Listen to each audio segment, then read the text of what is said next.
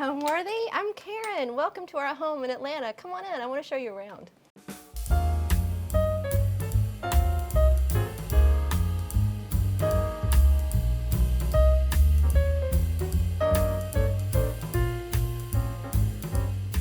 You're watching Homeworthy, where we believe every home has a story.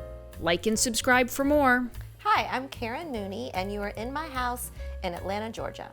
I started out in the world as a graphic designer. That's what I was trained in, what I went to college for. And so I love design, but it wasn't necessarily interiors that I had a passion for. But I like balance and symmetry and all of those things, and that was all in my blood. And so about 23 years ago, I was looking for a job, and I knew about Ballard Designs. It's an Atlanta company, and I'm from Atlanta. And they were looking for an art director. And that was just perfectly up my alley. And I loved the aesthetic of the brand, and I knew it well. And so I was excited to apply and be in a company that not only I was good at what I did, but I loved the product around me too. I find that really makes my day so fulfilling every day for the last 22 years. And so I went to Ballard and worked there, started as art director, and just really had a lot of curiosity about the way the business ran, and behind the scenes and the machinations of the marketing department and the circulation department and the merchandising department. And so over the years, I was really rewarded with growth through the company. And about 2 years ago, I became president of Ballard. So it's been a really fun journey. And like I said, there's nothing better than going to work every day and just loving all the stuff around you, plus the people around you. So I can't think, really honestly, of a better place to work. Welcome to our home. This is the foyer of our little 1920s bungalow, which really isn't much of a foyer. It leads right into our living room, but we try to space it off a little bit and keep it segregated with this big rug. So it was important to me to have lots of seating in here so that we can all sit around with all of our friends and have plenty of room for drinks and cocktails, and everybody's comfortable. And I'm always really careful that there's a table real close for your drink. And I really don't want people to be worried about coasters and all of that. So I try to keep surfaces as family friendly as possible, like this sofa. Okay, so don't freak out. I've got 2 boys, they're pigs, like all boys are. And they bring all their friends over and they put their sneakers up on here. But this is Sunbrella fabric, and it has really been amazing. I bet this thing is 5 years old, and anytime anything happens to it, recently a big old cup of coffee was spilled on it. It wasn't me. Just unzipped that, threw it in the wash, put it back on, and it looks brand new. So don't be afraid of white, but I would say make sure you're getting some kind of easy care or high performance fabric if you're gonna go that way. So other things in this room that I love, let's talk about these chairs over here. Check these out. So this is a weird little nook. A lot of houses that are old have like these little weird nooks and you don't know what to do with them. And this is probably the 3rd iteration of what I've done over here. I started with a big bookcase, and then I did a console with art. And finally I landed on a little bit more seating because that's what I wanted. And I lucked out because I found these very small, petite little chairs at a market in the south of France. And I don't speak French. So when we were negotiating, I thought that they kept saying that they were 2,000 euro. And there was no upholstery, y'all. It was just kind of the frame and nothing. And I was like, I can't do it. I can't, $2,000. And then someone I was with was like, I think they're saying 200 euro, not 2,000 euros. So I was like, I'll take them. So these are a favorite find of mine. I brought them back and upholstered them in this beautiful linen by Suzanne Kassler that we do at Ballard. So, but again, look, a little table, you gotta have a little something for the drinks. And you'll notice, I mentioned I've been at Ballard for 100 years, but it's important to me that my house doesn't feel like I just picked it out of the showroom and brought it into the house. And so all over the house are little pieces of personality or things I've bought back from trips or things that are vintage, like this little table, that add just another level of fun to the room. You really just don't want everything to look brand new or that like it's from one spot. So I like to liven it up with just random things I find here and there all over the world. My whole house is pretty neutral. I used to think it was gray, but then I really started looking around and I realized it's really more taupe. So there's a lot of taupe in the house and whites and things like that. But over the years, I've gotten a little less afraid of color. So some of the bedrooms, as my children have moved out, have more color. One has a whole blush moment. The other is sort of navies and reds. And I'm really enjoying that. It sort of also is reflective in my wardrobe I've found over the years. You know, my wardrobe has been very neutral. But over the past several years, I've just had much more of an appetite for color. It's really making me happy. And so you'll see it layered in little bits around the house. Oh, wait till we get to the basement, and then you'll see a whole lot of color. So this is a 1920s bungalow in a neighborhood that's full of similar bungalow-style houses in a little historic part of Atlanta called Virginia Highlands.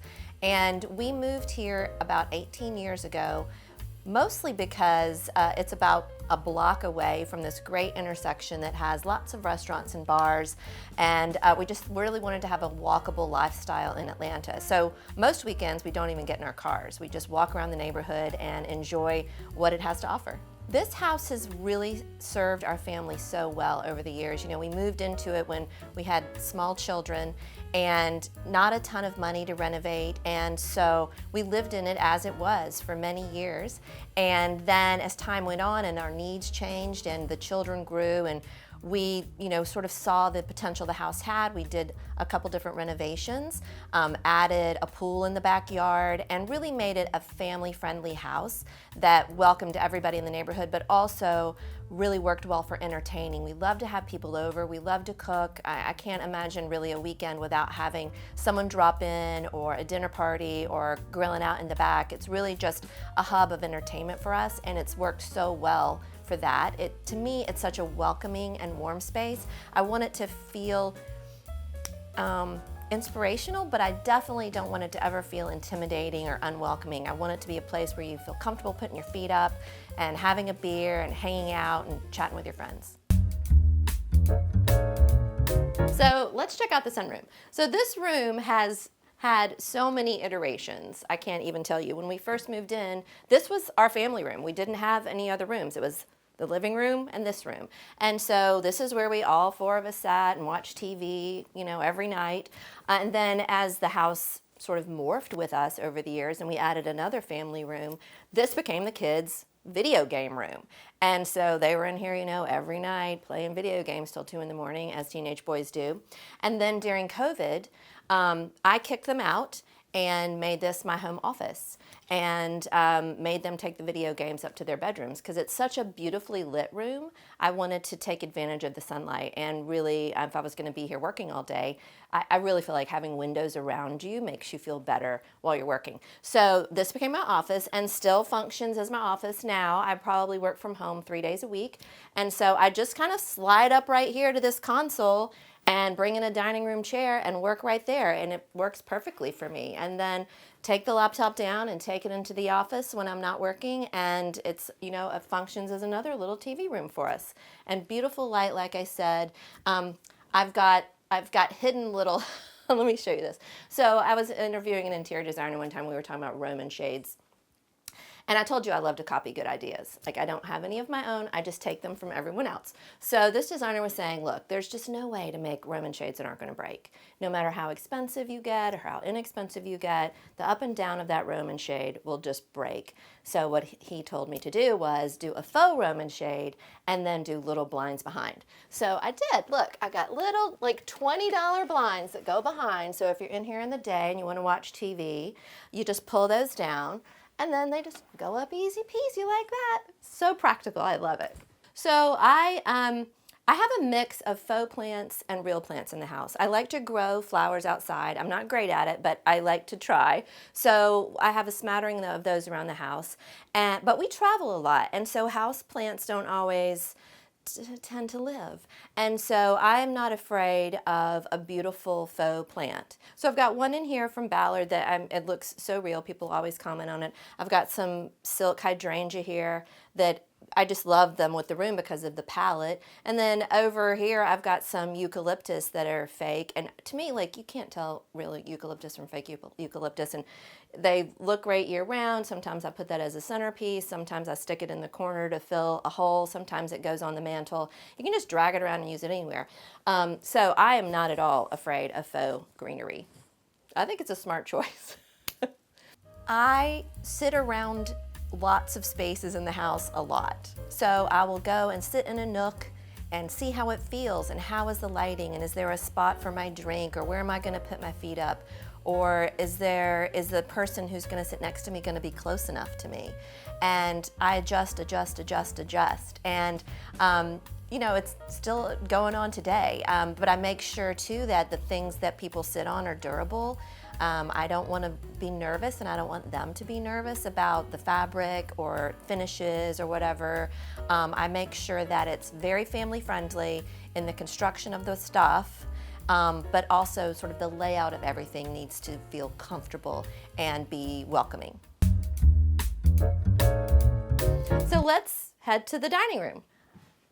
Like I mentioned, we love to entertain, and to me, the best dining experience is around a round table because everyone is equal around a round table. No one can really dominate the conversation. Everyone can hear a little bit better. This table seats 6. I literally had to count my own chairs. It seats 6, but I have this really cool extender that folds out and goes on it, and it expands the seating to 12. So I can seat 12 people in here, which is wonderful for the holidays. And I had a big tablecloth made for it that's a big zebra print, so it's kind of a fun, exciting vibe. And I just love it. The other thing I want to show you in here is what I did with these chairs because, like I said, family friendly. So I had them upholstered with a pleather.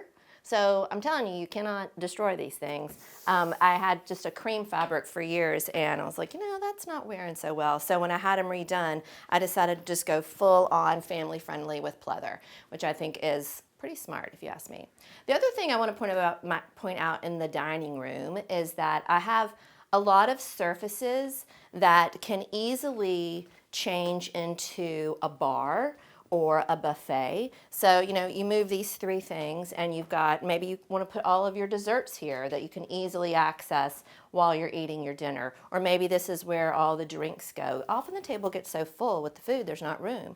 Or over here, same thing. Maybe it could be stunning to set this up as a bar, self-serve bar, so when people come over, they can do their own drinks while you're doing other things. You don't have to wait on everyone hand and foot all the time. Oh, look at this, you guys. This is pretty cool. You might not be able to see it, but this is my great-great-grandparents' wedding certificate that I had framed from Germany. So I just think it's so beautiful, and I love mixing things like that into the house, things that, it's not art, but to me it's so sentimental and it's so beautiful and it adds such a nice layer to the room. And I like that it's stuck behind this thing. I think it kind of adds an interesting little moment. I love animal print. I wear it all the time. There's probably some in every room of my house, and I have heard the rule that you're only supposed to have 1 animal print in a room, but I actively defy that. So the rug in this room has a leopard border and a leopard center. So I have these pillows that I love. I got these at Ballard years ago, but I've been in love with them for years. And they're really bold, but to me, honestly, in my mind, animal prints function as a neutral. I think they look amazing with a stripe, with a plaid. I mean, I can't really think of anything I wouldn't put an animal print with. It's sort of a problem. This gentleman gets a lot of commentary. People ask me all the time, oh my gosh, where did you get that? And to me, this is one of those things you bring into a house that's gonna add some personality, right? I found it in a vintage store. He has 4 heads or faces, maybe more. He's got a lot of noses, but it's just cool, right? It's just something that you're not going to be able to find when you go out shopping on, in the mall or online. I really think it's important to nab those little things that speak to you when you're out and about and you're like, oh man, I love that. That's so cool. I haven't seen anything like that. Grab it, take it home, find a special spot for it. Yeah, he can't get enough attention. So this is a fun little piece, and I'll talk about these things. So I find it really interesting over time when you are drawn to things, how collections sort of come together. So I bought these 2 things like 5 years ago on some trip to LA. And then I found this thing like 3 years ago at a market in France. And then someone gave me these for Christmas 2 years ago. And somehow, it all just comes together when you find things you love. And, I always try to cast a fresh eye around the house and see what I've got and realize, oh, look, those 3 things would really look fabulous together. If they weren't living together in a collection like this, I don't think they'd have the same kind of impact that they do when they're all like that together, grouped. And so, I encourage everyone to and myself, to keep an eye out for what you're drawn to and what you already have and what might really work well together with what you already own. So this, I really like pieces that function as well as look good, right? So this fits this space perfectly, but the important thing to me is that it has lots of storage. So I have a pressure cooker. If any of you have a pressure cooker, you know that they're ginormous. And so this thing fits my pressure cooker perfectly, and it lives in there. And then all the other space I use for booze and mixers. And so when we're setting up that DIY bar and people come over, it's all easily accessible right in here. I pull it out, set up a beautiful bar. And then the bottom shelves hold oversized platters and an extra set of flatware that I have. So form and function all together.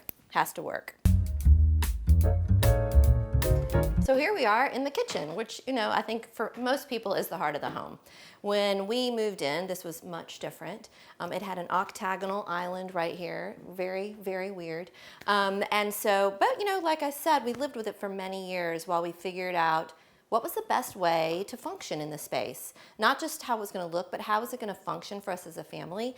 And so we ended up changing this into a family room and kitchen. This room back here used to be my son's bedroom. But we didn't have a way to get to the backyard. And we have a pool in the backyard. And so literally you had to walk down our driveway, out the front door, down the driveway, around back to get to the pool.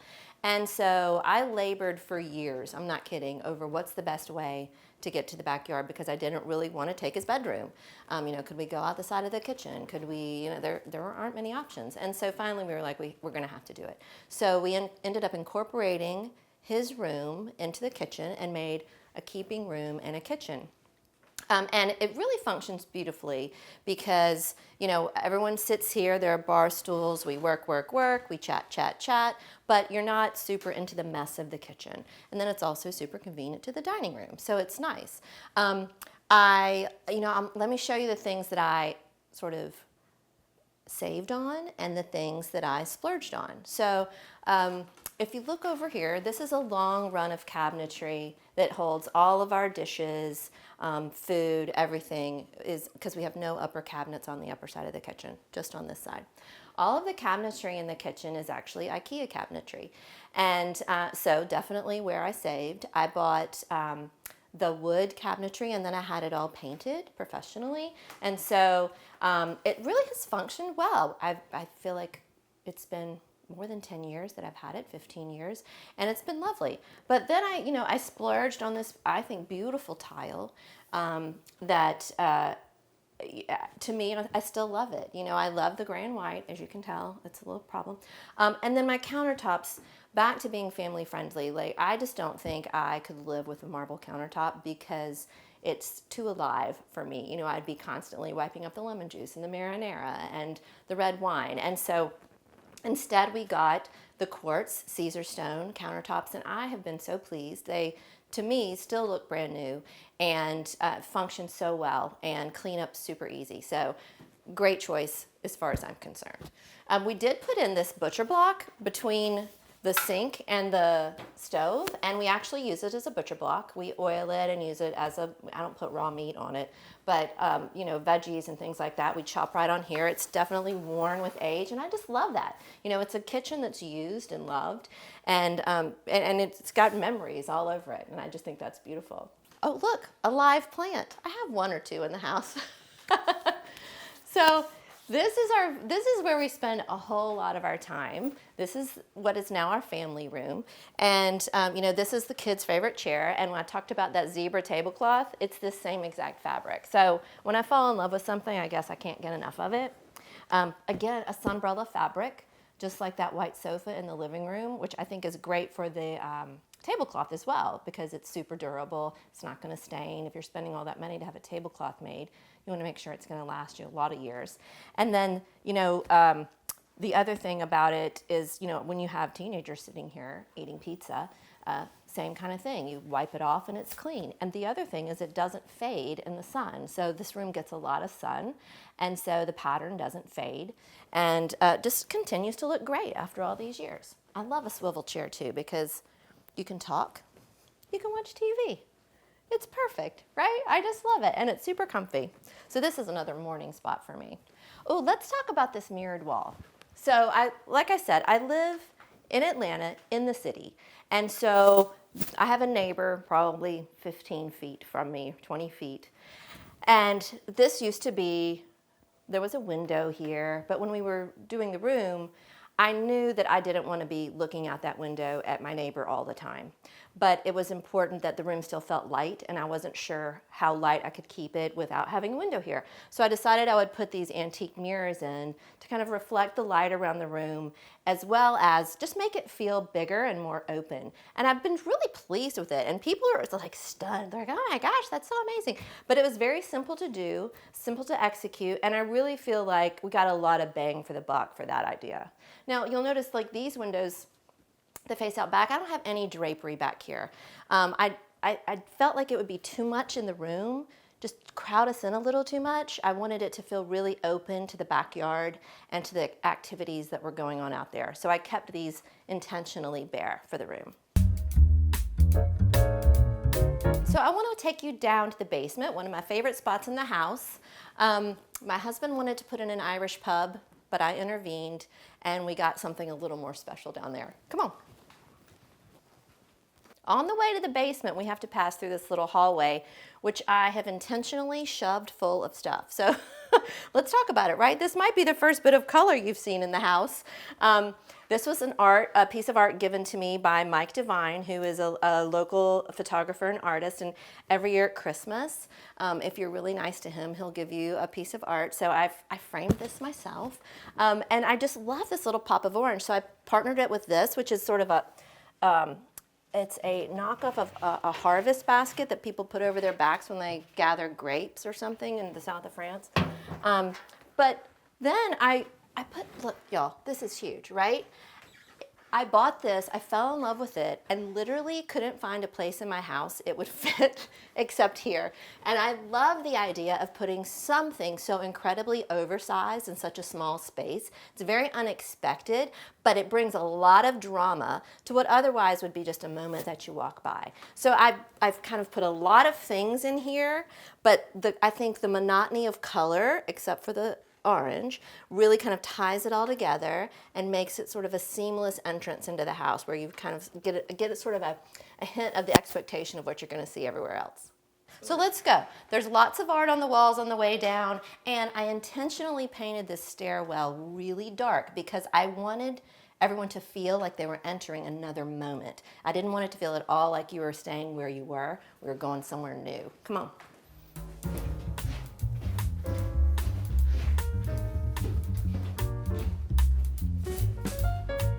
So this is not an Irish pub, as you can well guess. When my husband's like, I really want to build an Irish pub in the basement, let me tell you what, it was a cement, dirt basement, and I did not see his vision and didn't appreciate it either. But then I got my head around it, and I was like, you know what, that could be really cool to have something down there and really make it a place to lounge and hang and party by the pool. And so we dug out a bunch of dirt and made this little basement. It's kind of weird, but it's kind of awesome. I've got this big giant bar that houses anything you can possibly imagine. But the best part about, I think, the whole space is the kegerator, which not only has beer for the beer drinkers, but also has rosé on tap. Let's have a glass. Left for lager, right for rosé. Cheers. So we actually call this bar Frenchie's on the Waterfront. It's named after our dead French bulldog, Mr. French. who still lives with us in our hearts, and it's on the waterfront because it's by the pool. So welcome to Frenchie's on the waterfront. So you'll definitely notice that there's a totally different color palette down here. And since it's a basement and the ceilings are pretty low, like quite a few places down here I can touch the ceiling, and there's lots of ups and downs with ductwork. And so I decided I'm just going to paint the whole entire thing, every surface, this sort of peacocky blue, a shiny peacocky blue. I didn't lacquer it, I didn't go to that expense, but just a glossy blue that's everywhere. And you can see like lots of corners and edges and things, but it pulls the whole thing together to me and makes it feel very intimate. And in the summer it's cool, in the winter it feels very welcoming. It really just works and I love it. And you can also see a lot of other color that I put in the space. I really stuck with jewel tones and darker colors, lots of oranges and goldenrods and purples. They don't necessarily even go together, but in my mind, they were all of the sort of the same value, and I thought that they would work together, and it really all came together beautifully. You've probably noticed as we walked around that I've got a lot of art collections on the wall, and I love to group things together that are sentimental, but sometimes when you're starting a gallery wall like this, you don't have everything you need, but you know you want to do something, right? And so I started this wall with this poster, which is a vintage poster I got from my husband for his birthday because he's from New York. And it's a KLM poster, which is my initials, so I thought it was kind of cute. And it was the colors of the basement, even better. So I started with that, and then the rest of everything that I had hanging here in these spots was all art that I'd got at Ikea. But it was like the sizes and shapes that I wanted. And then over the years, what I've done is remove the piece of Ikea art and replace it with, like for instance, this is something that I got in New Orleans where my son is in college on a weekend visit. But this, and this are still Ikea pieces that I have yet to replace. But as time goes on and I find the right things that fit there, I just pull those down and put something new up. So that's a great tip when you are building a gallery wall. It doesn't have to all start with something precious or everything have to be perfect. It can change over time as you find the things that you fall in love with. Let's look over here at the lounge area, which we spend a lot of time lounging down here.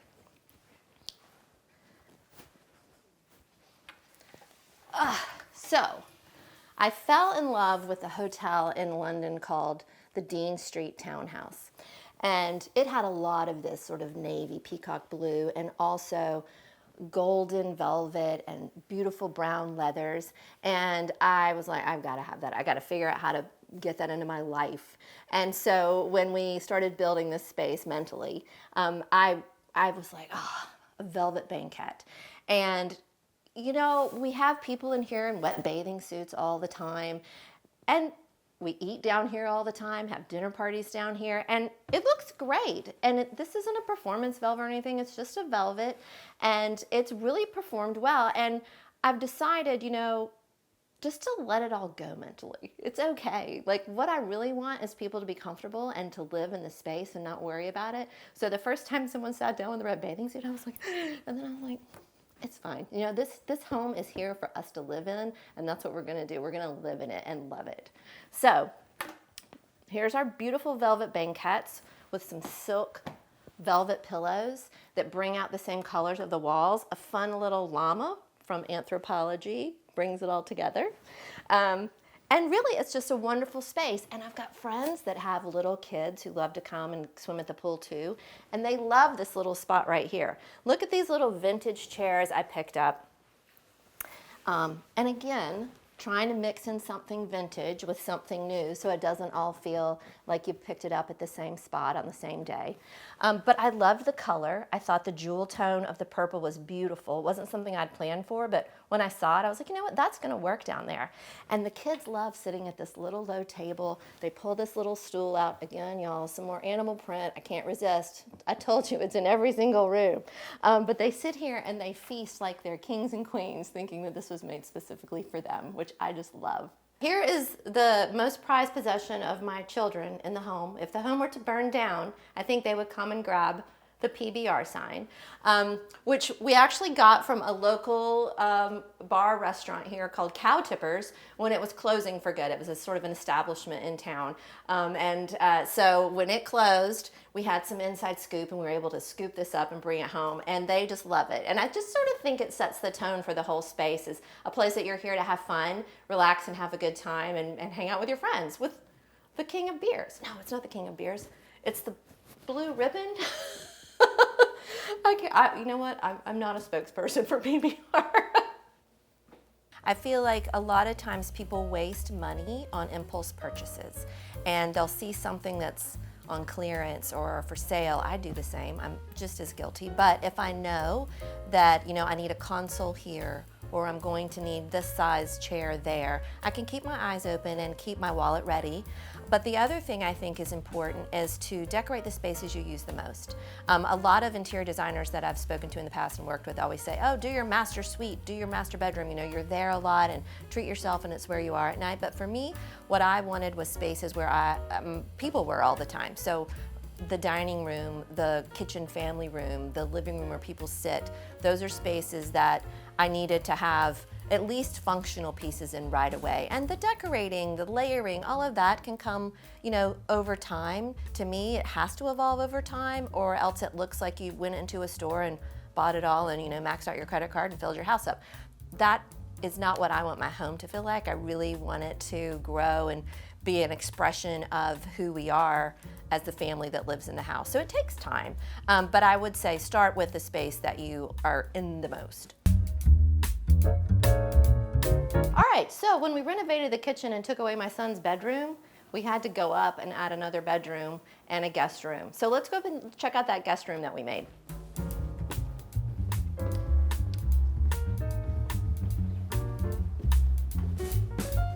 Let me tell you about this little lady.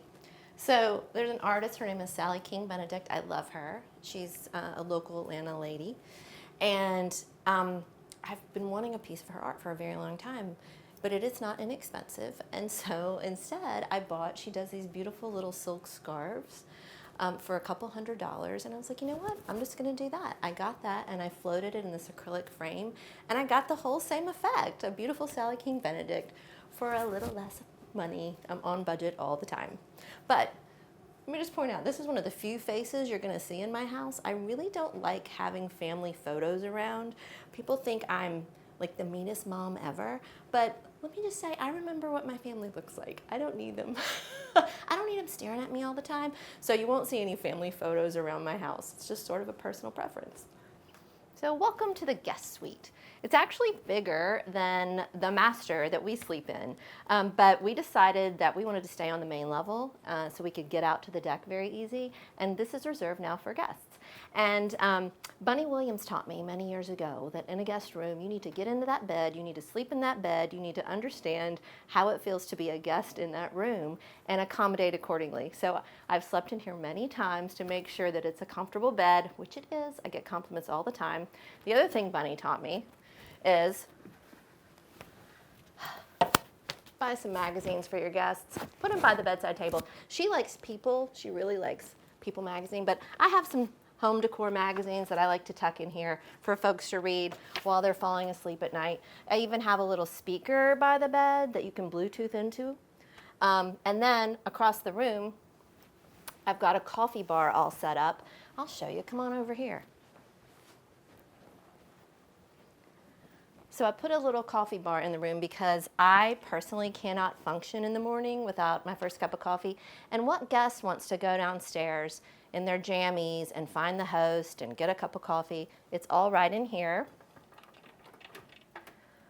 I've got a coffee machine, a tea kettle, there's coffee bags and pods, of course coffee cups. I also outfit it with waters and wine when I have guests coming. So it's all inclusive and ready to go, but closes up beautifully as a little accent piece. The other thing that I made sure that we had in here were reading lights. So I've got these gooseneck lights that each person can control on their own so they can read without waking up the other person, which I think is very important. And then I installed, which I thought was a fun idea, a little picture light. This is really designed to go over art, but I thought it was a pretty little accent to put over the bed. and just takes no room and adds a little ambiance to the room. And you can see that I had these, bedside tables built in because I wanted to take the space for the room. I didn't want the wall to start here and lose a couple feet. I thought, why not just build it into the niche into the wall as we renovated, and so it really worked out beautifully. And then there's a lot of controversy over accent walls with wallpaper, but I did it, y'all. I did an accent wall with wallpaper and did just this one wall and inside the niches and behind the bed headboard. And I really think it turned out beautifully. I think it kind of brings the palette of the whole space together, but adds a little pattern so it's not super boring in here. This is a big piece of art that fits perfectly in this space, and you would have thought I purchased it for this space, which I did not. It's a great example of looking around your house and saying, do you have something that will work better somewhere else? So when I was renovating this room, this was actually in my son's bedroom. And he was heading off to college, and I was going to redo his room. So I was like, you know what? This works so much better down the hall in the other room. So I just took it, and it has a whole new life in here. And so that's just the great thing about things you love. Don't let them live in one place forever. Pick them up, take them somewhere else, and let them have a whole new life. So this is the guest room, bathroom, and it happens to be the only tub in the whole house. Everybody always says, oh, you have to have a tub for resale. And of course we were like, all right, we don't bathe, but all right, this is our tub for resale. And so it's, it's pretty luxurious spa-like bathroom, and the guests seem to love it. And I will note, again, more animal print. I can't seem to resist no matter what room I'm in. I've got to have a little bit of animal print. These are actually indoor-outdoor rugs that I decided would be a beautiful alternative to bath mats. So I put those in here. And the other thing that I've done in a couple bathrooms of our house is frost the glass for privacy. So I never really want anyone to have to worry about who's looking in on them or what's going on, or do I need to be worried about where the neighbor is right now. So just to make it easy for everybody and to keep the light coming in the space so you don't have to have drapery or shutters, I frosted the glass in 2 of our bathrooms, and it just makes it so simple and easy. And you still get to see all the greenery outside. And then for those who don't bathe, there's a beautiful shower with marble floors. But let me just tell you my secret about tile. So when we were renovating, I was really overwhelmed with the idea of picking tile for all the bathrooms. So there were 3 or 4 bathrooms that I had to pick tile for. And it's not my forte. I told you I like to copy people, but I didn't have enough energy then to figure all that out. And so what I ended up doing was just white subway tile in all of the showers, and then in each of the bathrooms I did a different floor to add a little personality to each of those bathrooms. So this was, a little sort of more sophisticated bathroom. We went with the gray herringbone tile. I have another one that's more of a traditional black and white hexagon tile, and I have one that's got white flat pebbles. And so each of them has their own personality, but it took a lot of the complication out of it for me. I love subway tile anyway. I think it's classic and will be beautiful forever. But each room has its own little vibe that's special to it. Home, comfort, family. I think comfort and family. Friends, of course, but to me, friends are often family. My friends I consider my family. So, but to me, if it's not comfortable, it's a failure. Thanks for watching. For more Homeworthy content, be sure to like and subscribe.